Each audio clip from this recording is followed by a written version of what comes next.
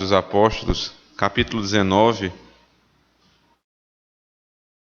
Nós vamos para a terceira sessão desse texto.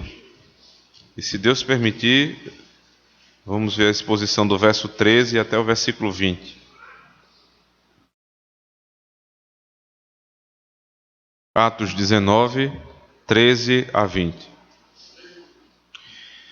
E alguns judeus, exorcistas ambulantes, tentaram invocar o nome do Senhor Jesus sobre possessos de espíritos malignos, dizendo: esconjuro-vos por Jesus, a quem Paulo prega. Os que faziam isto eram 7 filhos de um judeu chamado Seva, sumo sacerdote. Mas o espírito maligno lhes respondeu: conheço a Jesus e sei quem é Paulo, mas vós quem sois? E o possesso do espírito maligno saltou sobre eles, subjugando a todos, e de tal modo prevaleceu contra eles, que desnudos e feridos fugiram daquela casa. Chegou este fato ao conhecimento de todos, assim judeus como gregos, habitantes de Éfeso. Veio o temor sobre todos eles, e o nome do Senhor Jesus era engrandecido. Muitos dos que creram vieram confessando e denunciando publicamente as suas próprias obras. Também muitos dos que haviam praticado artes mágicas, reunindo os seus livros, os queimaram diante de todos. Calculados os seus preços, achou-se que montavam a 50.000 denários. Assim a palavra do Senhor crescia e prevalecia poderosamente. Amém. Vamos orar ao Senhor. Santo Deus, nós te pedimos agora, Senhor, que o Senhor, por meio do profeta separado pela tua própria mão, com o uso poderoso do teu Espírito, assim como o Senhor usou a Paulo, possa, Senhor, anunciar o teu evangelho essa noite, tocando os nossos corações, transformando as nossas mentes, salvando aqueles que precisam ser salvos e em tudo glorificando o teu nome. Pedimos isso em Cristo, nosso Senhor. Amém. Existem muitos pecados que são terríveis e que até mesmo aquelas pessoas que não conhecem absolutamente nada de Deus, elas percebem que aquilo é um ato maligno. Por exemplo, você matar alguém, você roubar, você trair, você cobiçar, tudo isso, até mesmo no mundo, pensando aqui fora da igreja, na sociedade, isso é mal visto. Você roubar, você não ser trabalhador, você não ser honesto, isso é muito ruim. Você vai ser preso se você fizer isso. Se você rouba do outro. Se você mata, você é preso. A própria sociedade, ela não suporta isso. Existem leis até mesmo entre os bandidos, por exemplo, o sujeito que mata a mãe, que bate na mãe, o sujeito que violenta uma mulher. Até entre os ímpios, dos piores ímpios, existe uma lei que vai puni-los por conta de tamanha atrocidade. Mas existe aquele pecado que não é tão claramente assim visto a olhos nus e que não é condenado pelos homens com tanta clareza, mas é o mais sorrateiro e perigoso de todos, que é o pecado cometido em nome de Deus. Quando o sujeito abre a boca para citar o nome de Deus ou de qualquer pessoa da Trindade, seja Pai, Filho ou Espírito Santo, e ele começa em nome de Deus pecar, porque daí você tem um problema muito sério. Como é que você vai diferenciar o pecado? Se o próprio pecado é usando o nome de Deus. Isso é muita sagacidade do homem. Você toma o nome de Deus e fundamenta o teu pecado no nome do próprio Deus, pregando aquilo que Deus não falou, ensinando aquilo que Deus não revelou na sua palavra, dizendo ser profeta de Deus, ou pregador do Evangelho, ministro do Evangelho, quando nunca foi enviado.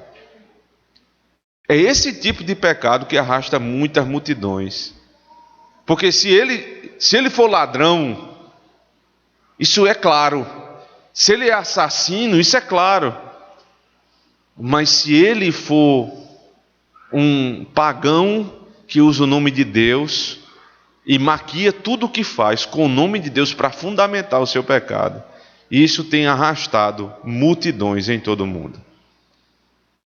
Não me deixa mentir aqueles que já foram muitas vezes humilhados e que perderam muita coisa quando ouviram pregações e promessas desse tipo de homem que se diz profeta de Deus e na verdade é um charlatão.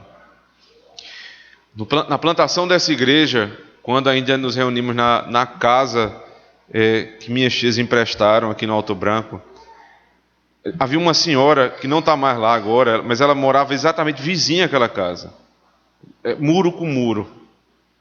E ela, um determinado dia, ela passou a frequentar as nossas reuniões. Ainda não tínhamos culto, apenas reuniões aos sábados, e ela ia para lá. E no final de um daqueles estudos, ela me procurou, e ela frequentava a igreja, né, entre aspas, muitas aspas, universal do Reino de Deus. E ela me contou do desgosto que ela teve ali, porque naquela casa que ela morava era alugada. Mas anteriormente ela tinha uma casa paga, uma senhora que lutou a vida inteira, e a única coisa que ela conseguiu na vida foi comprar uma casa. Nada demais, uma casa simples, mas era paga. E aqueles sujeitos, né, usados pelo demônio, mas usando o nome de Deus para fundamentar o pecado deles, arrastaram a casa daquela mulher, que tem o seu próprio pecado, que é conivente com o erro também, mas que foi enganada por um sujeito que dizia ser profeta de Deus. Uma senhora simples, pouco conhecimento teológico, uma fé vazia que fez ela deixar de ter sua própria casa e ela passou a morar de aluguel. Até o ponto que nem lá ela não conseguiu mais morar. Já não está mais lá. Então esse pecado é muito perigoso, irmãos. Quando alguém abre a boca para dizer eu sou profeta do Senhor, faça isso, faça aquilo, e ele não fundamenta o seu ensino na palavra, isso é muito perigoso. E o que é mais perigoso é porque você não espere que o sujeito ele vai chegar falando em nome de Alá, né, nem de Buda, nem coisa desse tipo. Mas muitos vão falar exatamente usando o nome de Jesus. Observe no texto. O que é dito aqui? Verso 13. E alguns judeus exorcistas ambulantes tentaram invocar o nome do Senhor Jesus. Quem eram eles? Judeus exorcistas ambulantes. O que é isso, pelo amor de Deus? Que tipo de sujeito é esse? Judeu exorcista ambulante? Muito provavelmente aqui é uma dissidência dentro do judaísmo que uniu a religião judaica ao paganismo, né? É uma união de uma coisa com a outra, e juntando judaísmo, paganismo e usando o nome de Cristo. O que a gente chama hoje de sincretismo religioso. Você pega um elemento da palavra, você une a um elemento pagão, e tudo isso em nome de Deus. Exatamente o que se faz nessas igrejas neopentecostais. Se abre a palavra, não se prega a palavra, mas se maquia todo o discurso com o nome de Jesus, com o nome de Deus, mas o conteúdo é completamente pagão. Jesus já tinha falado a esse respeito, Lucas capítulo 11.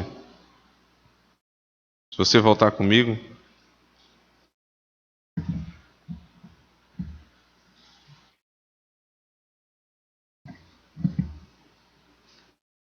O próprio Lucas, que registrou Atos, e escreveu também esse evangelho, ele está unindo essas duas informações aqui, a partir do verso 14, observe.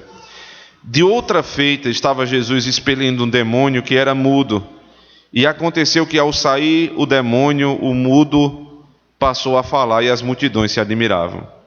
Mas alguns dentre eles diziam: ora, ele expele os demônios pelo poder de Beelzebul, o maioral dos demônios. E outros, tentando, pediam dele um sinal do céu.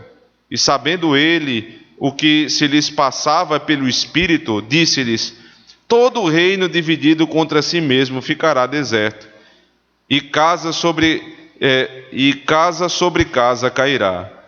Se também Satanás estiver dividido contra si mesmo, como subsistirá o seu reino? Isto porque dizeis que eu expulso os demônios por Beelzebul. Agora preste atenção, verso 19. E se eu expulso os demônios por Beelzebul, por quem os expulsam vossos filhos? Veja, ele está citando aqui justamente aqueles sujeitos, judeus, exorcistas ambulantes, filhos do judaísmo, mas que tinham o costume de expulsar demônios pelo nome do próprio demônio. E ele está dizendo aqui: por que expulsa os vossos filhos? Eles não dizem que é pelo nome de Deus, mas na verdade, eles que usam o nome de Deus, eles estão servindo a demônios. E vocês estão dizendo que eu, que sou o próprio Deus, estou expulsando os demônios por nome de demônio? Ele está invertendo aqui a ordem. A quem vocês têm dado crédito como exorcistas, esses são charlatões, usando o nome de Deus de maneira vã. Eu expulso o demônio, porque eu sou o próprio Deus. E se eu expulsar demônio pelo nome do demônio, o reino de Satanás está dividido. Então, aqui uma apresentação desse grupo que existia dentro do judaísmo, que misturava judaísmo, paganismo e elementos do cristianismo. Mas eles eram tão pragmáticos, tão semelhantes aos falsos profetas do nosso tempo, que o fato de ele estar usando o nome de Jesus aqui, em Atos 19, é puramente uma conveniência. Porque eles usavam o nome de qualquer Deus. Qual era o motivo deles usarem aqui em Atos 19 o nome de Jesus? Por uma questão óbvia. E nós estamos aqui dentro do ministério do apóstolo Paulo em Éfeso. O que é que aconteceu anteriormente a isso? Voltando lá para Atos 19. A partir do verso 10. Durou isto por espaço de 2 anos, dando ensejo a que todos os habitantes da Ásia ouvissem a palavra do Senhor, tanto judeus como gregos.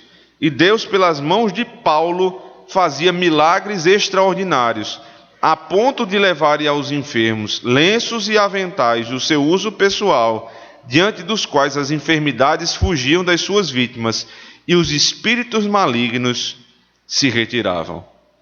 Então, eles viam o que o apóstolo Paulo fazia em nome de Cristo e eles disseram: pronto, aqui o Deus que está dando certo, o que funciona é esse Jesus. Então eles passaram a profetizar, a expulsar demônios em nome de Jesus. Só que com uma diferença. Nos versículos que a gente acabou de ler agora, você tem a certeza, Paulo pregando por espaço de 2 anos. Então ele expunha a palavra e acompanhava a exposição da palavra aos sinais extraordinários que chancelavam a revelação do Senhor. Então, primeiro exposição da palavra, depois os sinais extraordinários. Porque Paulo cria no Evangelho. Agora, como é que se dá esse exorcismo? Verso 13, final do verso 13. Esconjuro-vos por Jesus a quem Paulo prega. Quando Paulo fazia sinais e maravilhas, ele fazia com fundamento na palavra. Ele pregava e então sinais grandiosos aconteciam.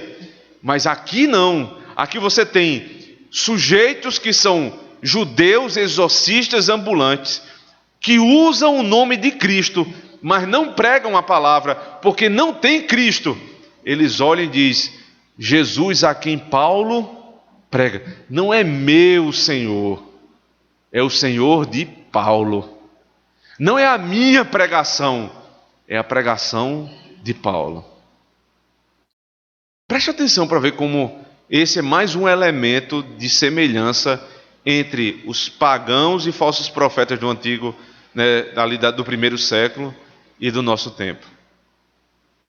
Eles usam o nome do Deus que é conveniente, eles pregam simplesmente para angariar recurso para si próprio, e eles fazem isso dissociado da palavra. Eles não pregavam a palavra e então os sinais aconteciam, mas eles falavam da pregação de outro para que os sinais acontecessem. Quando você vai falar ou pensar, ou você, por exemplo, liga a televisão e vê esse tipo de igreja, onde todo domingo, ou todo dia até se for possível, o coxo se levanta, o cego vê, sinais e mais sinais que acontecem todo dia de maneira desordenada, uma coisa louca, e as pessoas que eram pobres passam a ser ricas, milionárias. O sujeito devia milhões e agora passa a ter milhões de uma hora para outra. Tudo que você não vai ver nesse lugar é a exposição da palavra. Você percebe que o fundamento é o mesmo. Eles se dissociam da pregação, mas eles se apegam aos sinais. Porque tudo que eles têm são elementos do que Paulo prega, do que Pedro prega, do que Cristo prega, mas não o que eles creem.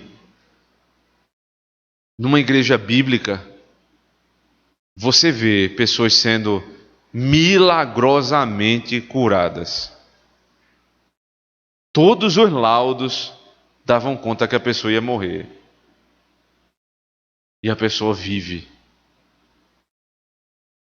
Nós vemos também muitas vezes gente que está desempregada há 1 ano, 2 anos, consegue um emprego, vai trabalhar. Isso é um milagre. Você vê essas coisas acontecendo numa igreja bíblica, mas não dissociado da palavra. Porque as nossas orações, inclusive, elas são orações pautadas na palavra. Nós vamos orar como Cristo nos ensinou: seja feita a tua vontade. Nós não vamos orar, dê-nos o pão de amanhã, mas Senhor, dá-nos o pão nosso de cada dia hoje. O pão de cada dia nos dá hoje, não nos dê o pão de cada dia amanhã, porque hoje eu vou passar fome, mas não nos dê o pão de amanhã hoje, porque senão eu vou começar a me garantir nesse tipo de coisa. Senhor, me dê o que eu preciso todos os dias, para que eu dependa do Senhor. Então você vê, como é que você apresenta uma oração como essa? Quando você conhece a doutrina, quando a exposição da palavra. E aí a oração atendida é o milagre que acontece no meio do povo de Deus. Tudo conectado à palavra de Deus. Nada solto da palavra. Se nós vamos nos sentar à mesa do Senhor daqui a pouco, você vai ter um texto que vai basear o que nós vamos fazer ali. Se há um momento de oração, você vai ler um texto que nos ensina a orar. Se tem um salmo, se tem um cântico, o cântico está baseado na palavra. Tudo conectado à palavra. Nada solto, nada dissociado. Então, tudo que acontece como fruto do que é feito aqui, procede da palavra. E não do que fulano prega, nem do que cicrano imagina, mas do Deus em que nós cremos e que nós somos salvos pela pregação dessa palavra. Então o texto continua, verso 14. Os que faziam isto eram 7 filhos de um judeu chamado Seva, sumo sacerdote. Veja o tamanho da vergonha. Quem eram? Eram 7 homens da casa de Seva, judeu, sumo sacerdote. É difícil de identificar quem é Seva, porque não existem muitas informações a respeito dele, mas bastam as que Lucas nos traz.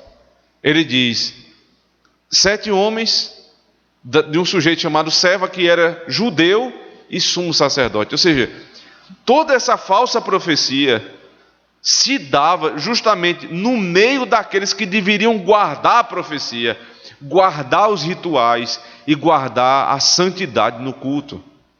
Esses homens se venderam.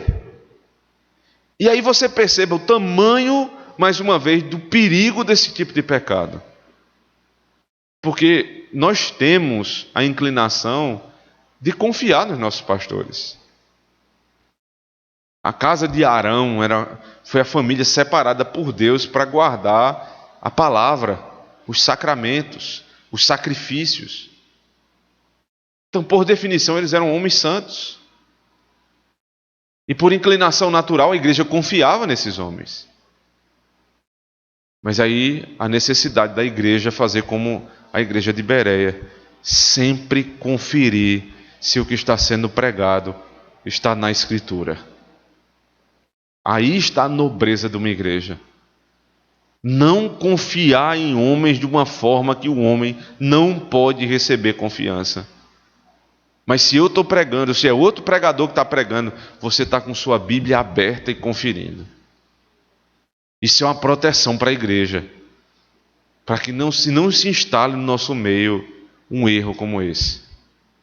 Quem é Seva? É filho de Seva, é sumo sacerdote, é um homem de Deus, e esse tipo de coisa, né? Não, fulano é homem de Deus, anda com a Bíblia debaixo do braço, e é homem de Deus. E essa história, e as pessoas não julgam mais o profeta.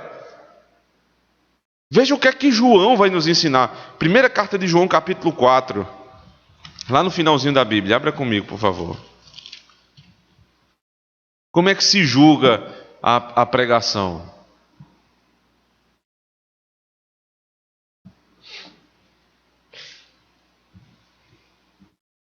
Verso 1. Amados, não deis crédito a qualquer espírito. Antes provai os espíritos se procede de Deus, porque muitos falsos profetas têm saído pelo mundo afora.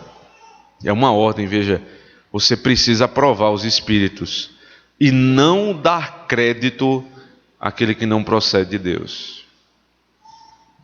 Na inocência de muita gente, as pessoas pensam que seria um pecado você, mesmo percebendo o erro no pregador, você tem que se submeter àquilo só porque ele é pastor.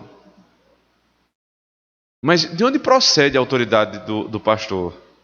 Não é da Escritura?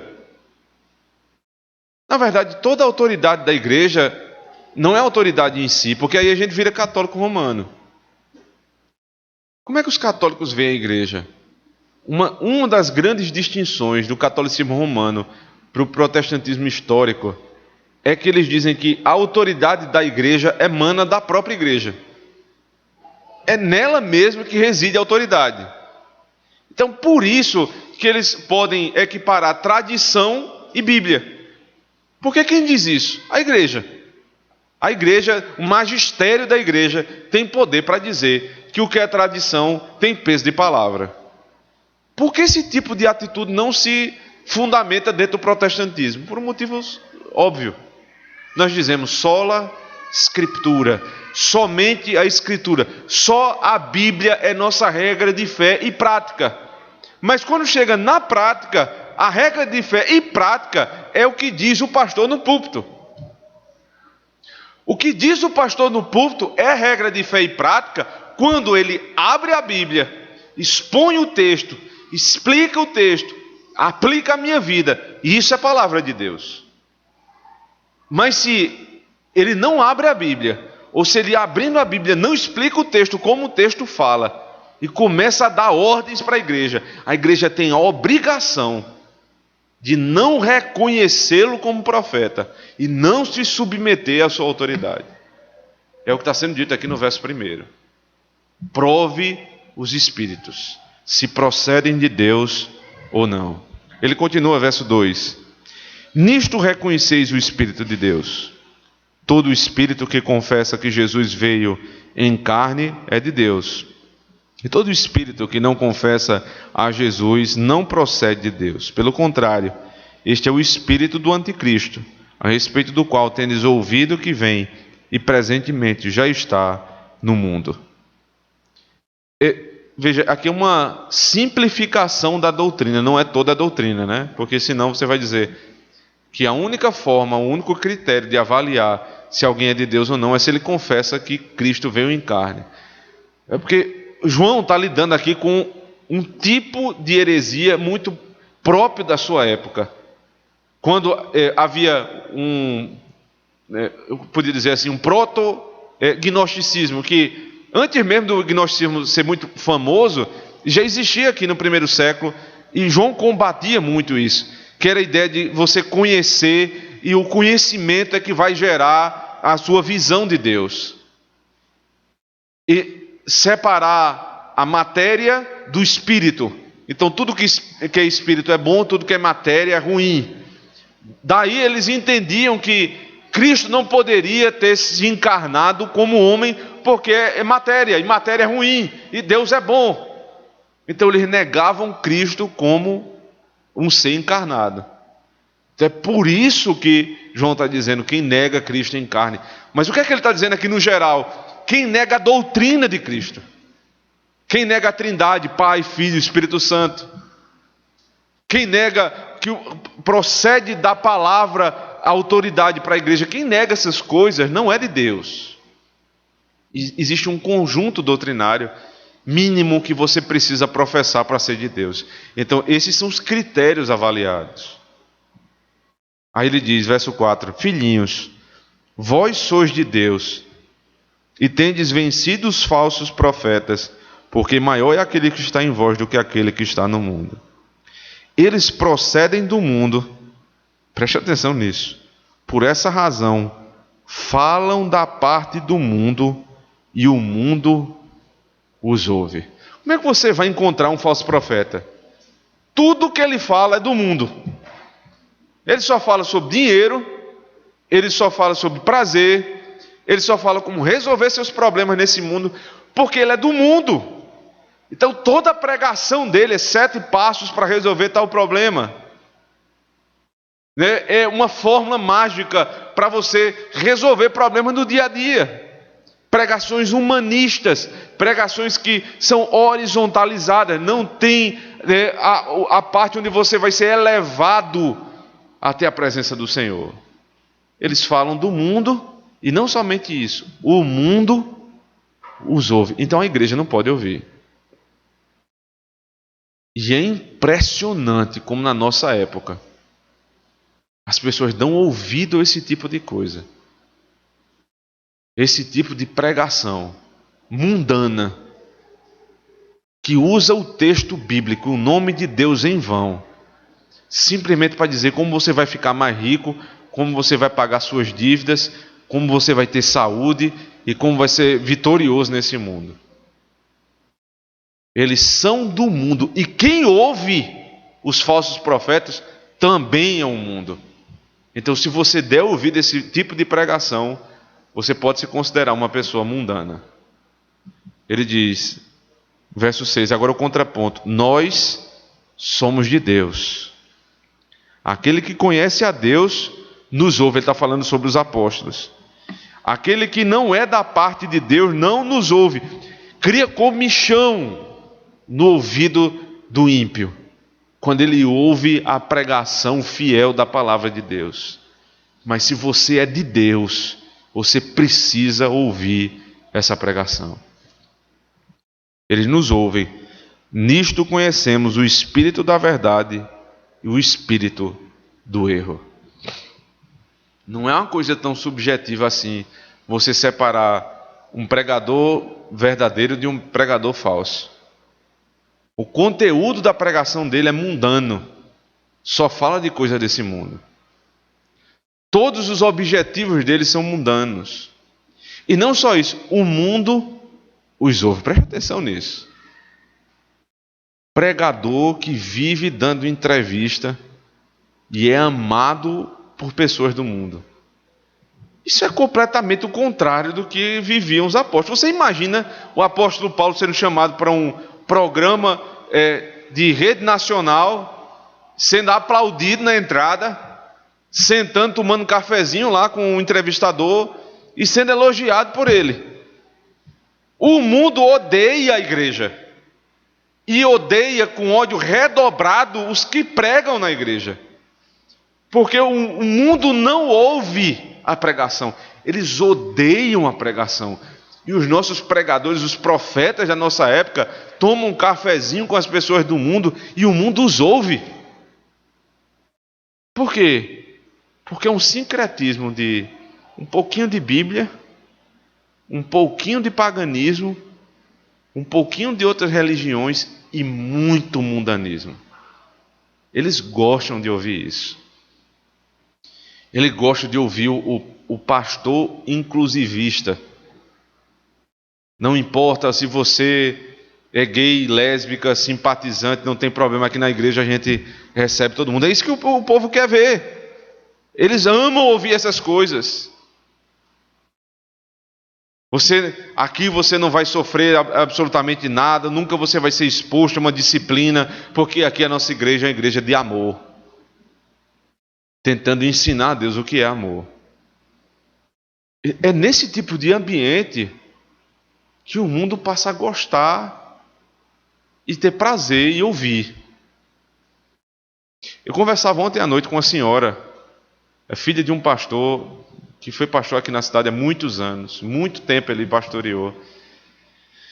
E ela contou muita coisa, né?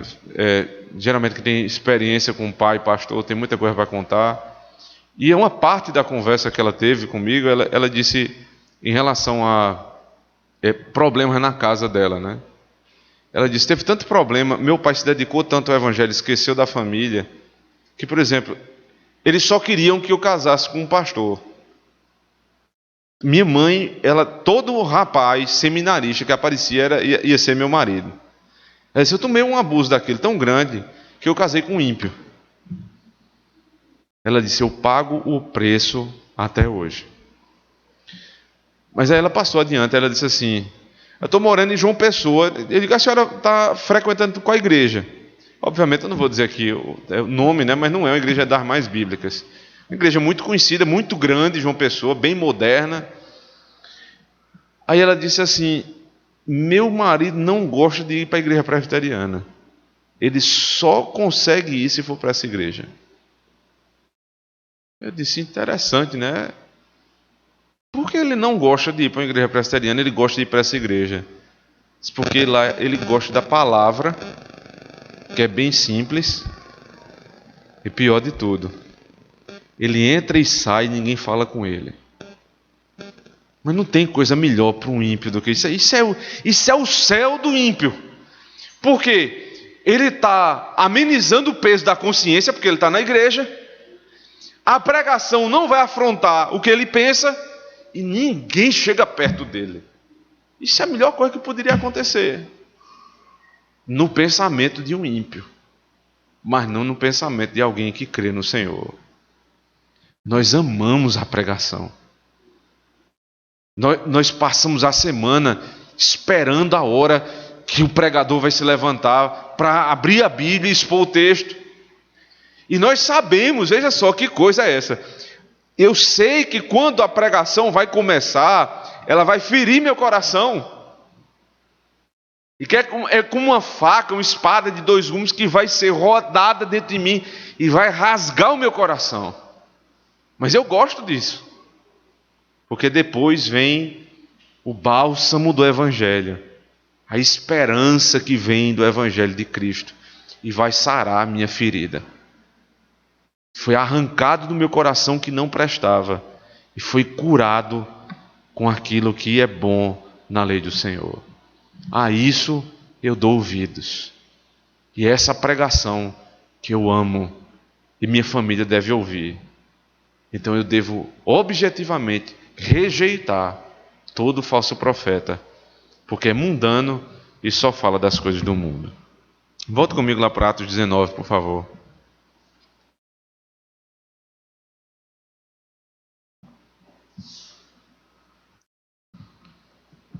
Então eles invocavam o nome do Senhor Jesus, exorcizavam dessa maneira, mesmo sendo eles da família de sumo sacerdote. E aí vem a resposta do espírito maligno. Veja o tamanho da vergonha. Verso 15. Mas o espírito maligno lhes respondeu: conheço a Jesus e sei quem é Paulo, mas vós quem sois?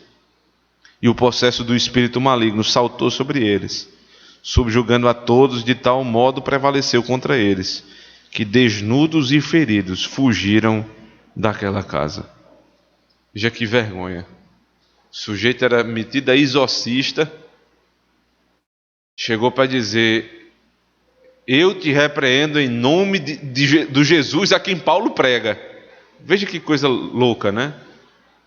E aí o espírito imundo, ele tirou uma certa ironia com aquele homem. Espera aí, quem é você?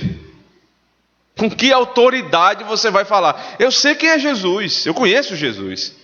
Eu sei quem é Paulo. Veja que coisa. Até os espíritos malignos reconhecem quem é do Senhor. Como é que um crente não reconhece?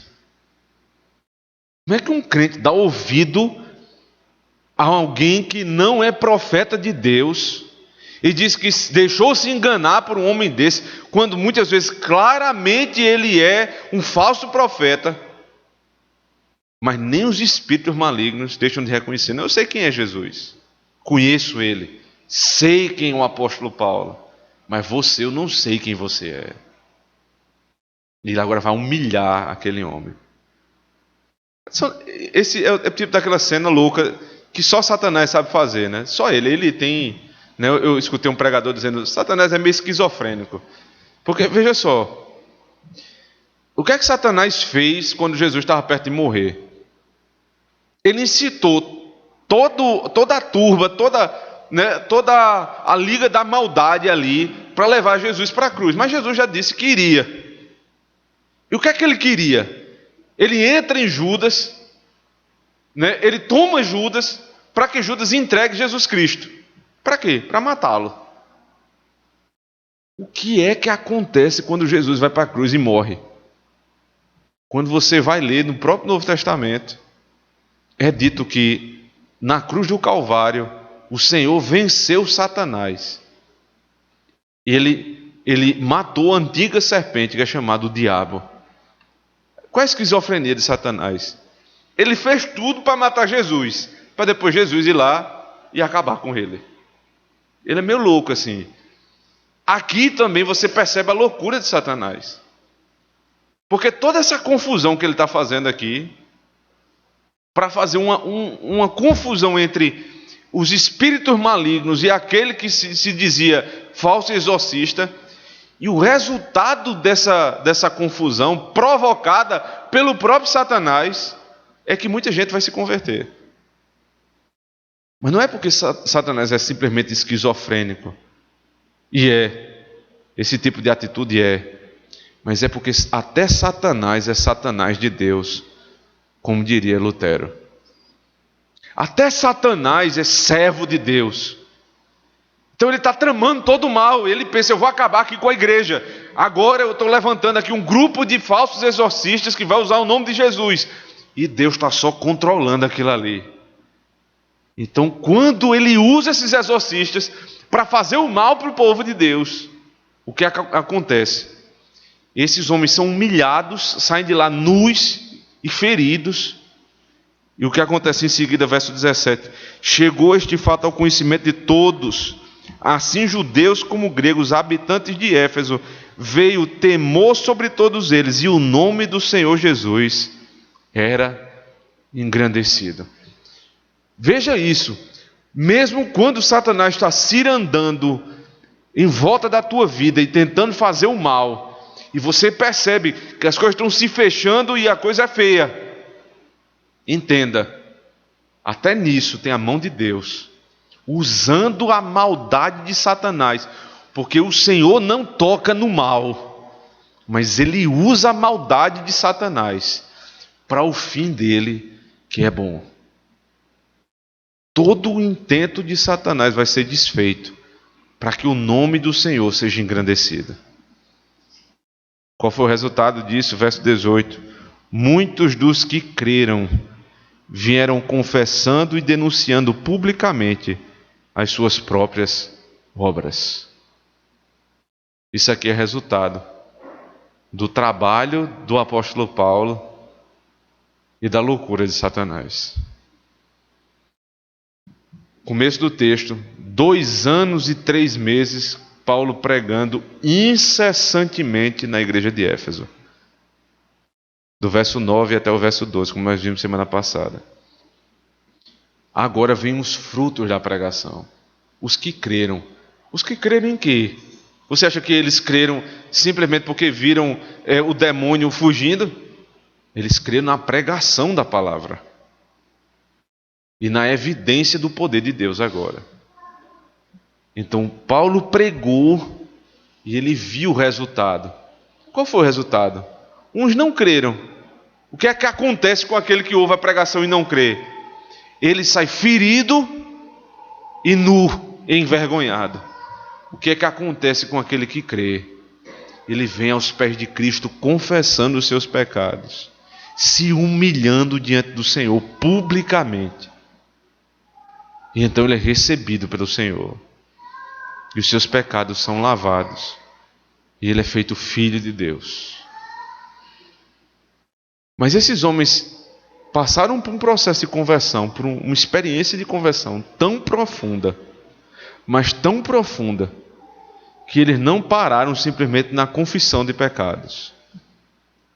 Verso 19 diz assim: também muitos dos que haviam praticado artes mágicas, e reunindo os seus livros, os queimaram diante de todos. Calculados os seus preços, achou-se que montavam a 50.000 denários. A literatura de Éfeso era tão promíscua e tão pagã, que toda vez que você ia falar sobre uma literatura promíscua e pagã, você tinha a expressão cartas efésias, ou literatura dos Efésios. É sinônimo à literatura podre. Por isso que eles estão trazendo os livros deles. Tinha muito encantador. Lembre, Éfeso era a cidade da deusa Diana, que era considerada uma das maravilhas do mundo. Toda a cidade girava em torno do comércio a respeito dessa deusa. Então muita gente ali estava envolvida com o paganismo. Então quando eles creram, eles não só confessaram seus pecados, mas eles mudaram completamente de vida. O que é que eles tinham que provocava a tentação? Os livros. Esses livros poderiam ser deixados de lado, mas um dia, quem sabe, você como crente, e você deixa alguma coisa que lhe tenta lá de lado, você não usa, mas está lá, e você não se desfaz daquela coisa. Aquela coisa pode ser um dia uma tentação muito grande para você e você cair. Então, sabiamente, eles pegaram os livros e entregaram para serem queimados. Todos os livros de arte mágica e tudo mais. Então alguém resolveu contar e calcular o preço, né? Porque o preço foi dado aqui, então alguém parou para contar. E quando contaram, deu 50.000 denários. Um denário correspondia ao salário de um dia de um trabalhador. 50.000 dias de trabalho para comprar esses livros. Quando o Evangelho chega à nossa casa, não tem preço. Nada pode comprar a nossa fidelidade a esse Evangelho. Eu vou me desfazer dos meus antigos tesouros, que agora são lixo. Antigos filmes podres, que são lixo. Antigos costumes podres, que são lixo. E eu agora vou entregar todos nas mãos do Senhor. Eu não vou dar para ninguém, né? Eu tenho imagem de uma santa, por exemplo, agora eu sou crente, agora eu vou dar a fulano de tal. Não, você não vai dar o que é pecado para o outro. Você vai quebrar, você vai queimar, você diz, não, isso aqui não serve. Despedaçar os postes ídolos, como diziam no Antigo Testamento. É isso. Ah, mas é só uma peça aqui. Isso aqui é uma peça que minha avó me deu. É caríssimo isso aqui. Eu não quero o que não agrada a Deus dentro da minha casa. Não me custa nada. Não vale nada para mim. Porque esse é o mais profundo, é a mais profunda experiência de conversão de alguém. Coisas que valiam muito passam a não valer mais nada. Você dava muito valor ao que os outros pensavam de você na sociedade. E agora você continua dando valor à reputação, porque tem que dar. Mas você não compra um carro para dar satisfação a ninguém. Você compra o carro que for confortável para a sua família dentro do seu orçamento. Você não compra a roupa da marca tal, porque fulano tem que me ver assim, como fazem os ímpios. Não, mas porque essa roupa é confortável, ela dá em mim, ela cabe no meu orçamento. Esse tipo de pensamento. E você vai se desfazendo dos seus antigos ídolos. Eles não lhe valem nada. 50 mil, 100 mil, eu rasgo, queimo. Eu não quero isso para mim. Tudo fruto da pregação do Evangelho. 2 anos e 3 meses para que isso acontecesse. Não importa o tempo que for necessário para que nós queimemos os nossos ídolos. Próximo domingo, e no outro domingo, e no outro, se Deus permitir e der força, eu estarei aqui para pregar o Evangelho, para que o nosso ídolo seja queimado e nós possamos entregá-lo para receber a herança do Senhor. O que é que acontece quando uma igreja se converte, se arrepende e passa por um processo como esse? Último versículo. Assim, a palavra do Senhor crescia e prevalecia poderosamente. O poder falso de um falso profeta foi humilhado, mesmo tentando usar o nome de Cristo. Mas o poder verdadeiro da pregação do Evangelho por um profeta de Deus causou arrependimento, conversão e mudança de vida. Julguemos então, irmãos, os espíritos. Não sejamos tolos e ingênuos para cair em qualquer conversa, porque eles vão arrastar a tua família, eles vão levar a tua casa. E não existe nada mais caro para a nossa casa do que viver uma vida em conformidade com a lei de Deus. Devemos então quebrar os nossos ídolos e que o Senhor nos ajude a isso. Amém.